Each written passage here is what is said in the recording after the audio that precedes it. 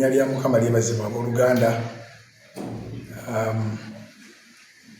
Ndi mulamu, mwebale kunsabira. Ndi mulamu ddala era mbasaba mwongere bwongezi ssaala. Omukadde w'ekkanisa Richard Muhumuza ye Mukama yamuyitiddewo, naye nze nadduse mu ddwaliro lya gavumenti e Mulago ne bampa treatment bulungi. Ne kaakati bakedde kunzindikira abadokita ne banyongera treatment. Embeera teriimu kyeraliikiriza n'ekimu. Katonda ampadde buwi, another chance. Mukama abampeera omukisa ate ayongera obbakuuma. Tewabaawo kutya, tewabaawo kweraliikirira.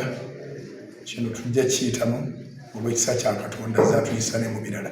Mukama ab'omukisa tewabaawo akugamba nti nafudde, ndi mulamu. Oyinza olowooza nti kavidiyo kakadde kapya kubanga amasasi gaakubiddwa jjo, njogedde leero, ndi mulamu. Nze Aloysius Bugingo. Mukama ab'omukisa.